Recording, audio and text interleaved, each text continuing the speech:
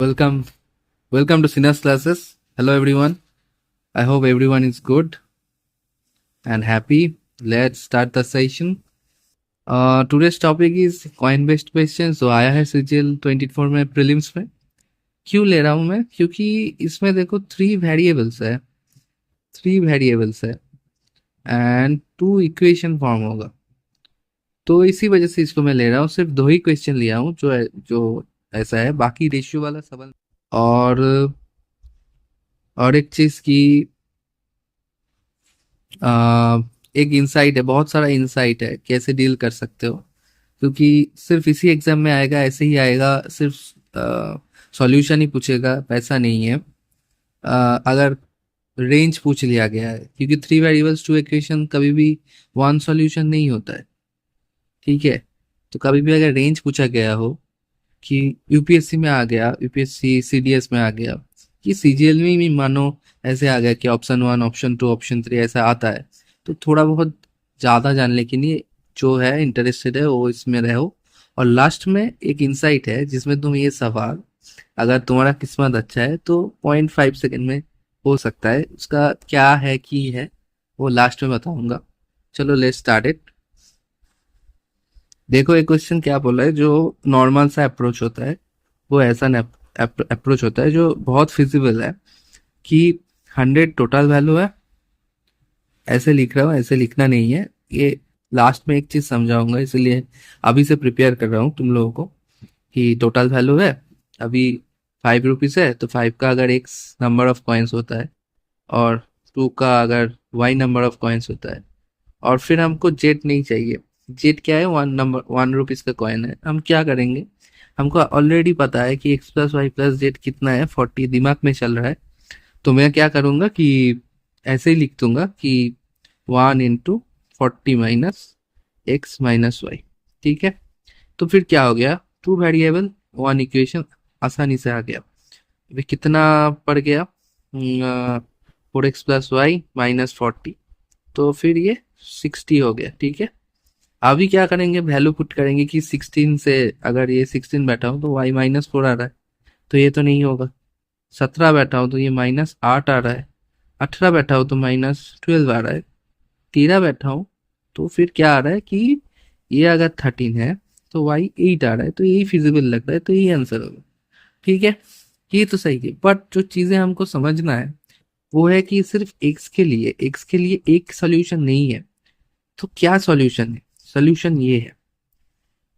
ठीक है, एक्स के लिए कितना सॉल्यूशन हो सकता है? देखो 7 से लेके एक्स क्या है, 5 रुपीज का नंबर ऑफ कॉइन्स है. ठीक है, तो फिर कितना सॉल्यूशन है? देखो 7 से लेके 14 तक है, 7 से लेके 14 तक है. और सिर्फ ये पूरा 7 सेट है, 7 नहीं 8 सेट है. इसमें क्या है कि देखो टोटल नंबर ऑफ कॉइन्स हर, अगर सबको जोड़ो तो इधर भी 40 होगा, ऐसा होगा. लेकिन वैल्यूज डिफरेंट होगा. अगर इसको करो ना तो वैल्यू डिफरेंट होगा. हमको कौन सा सेट का आंसर मांगा है? ये वाला सेट का आंसर मांगा है, इसीलिए आ रहा है. बट इसको कैसे डिटेक्ट करें कि ये वाला सेट हमको पता चल जाए. और एक चीज दिखाना है, अगर तुमको एक डाटा मिल गया 13 8 19, तो कैसे बाकी और डाटा को तुम देख सकते हो.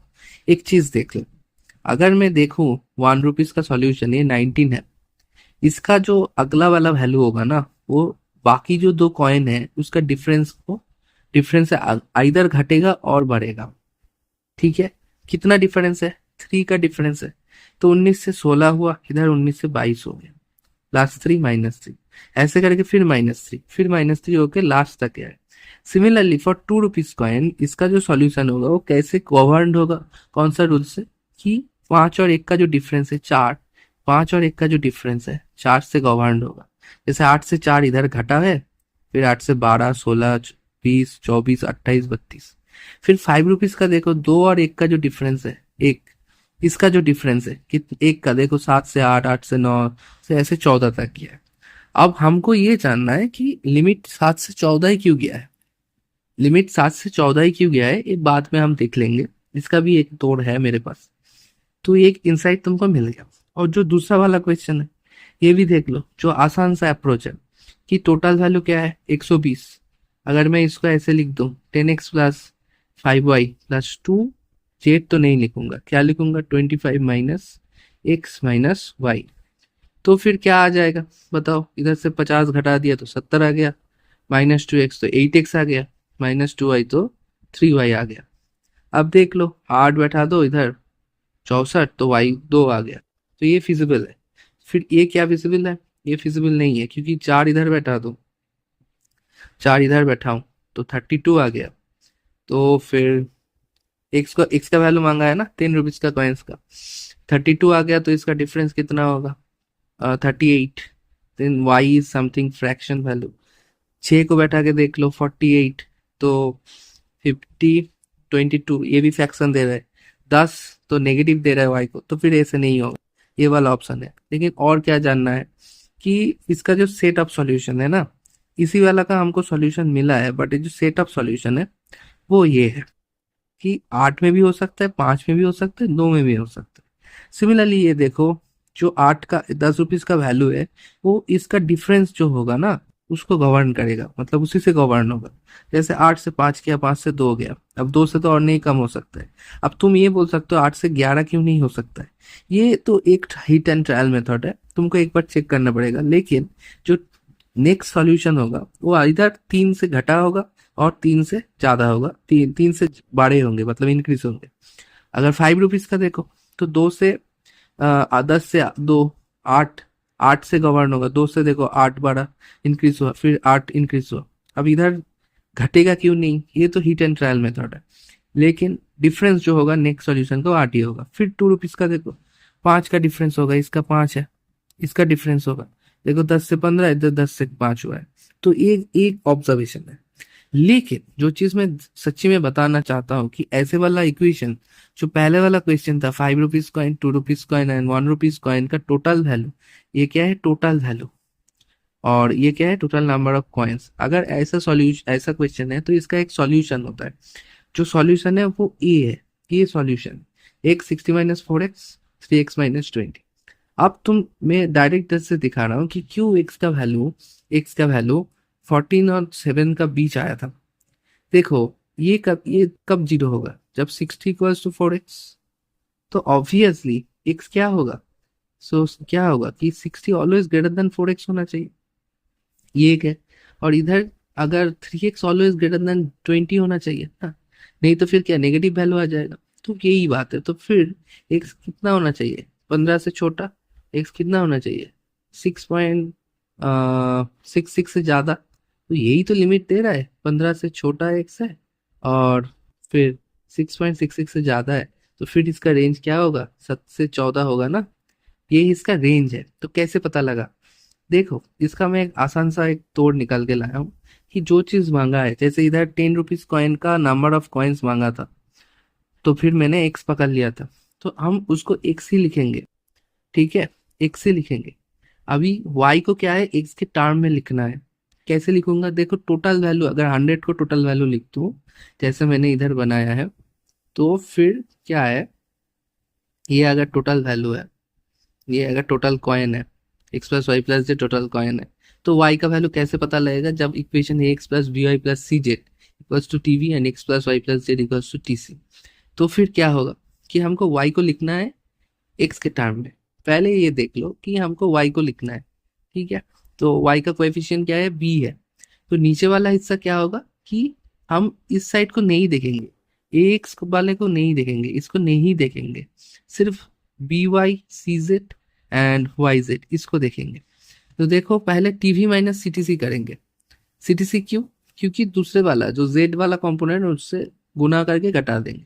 सिमिलरली जब जेड का लिखेंगे तभी देखो टीवी माइनस जो वाई का कोएफिशिएंट है उससे टीसी को गुण मल्टीप्लाई करके उसके घटा देंगे, तो TV minus B TC. Plus क्या है, देखो प्लस एक एक्स का टर्म रहेगा, एक्स से कुछ चीज मल्टीप्लाई होगा, वो क्या होगा वाई है, तो जो सी का कोएफिशिएंट है मतलब जेड का, C - A x।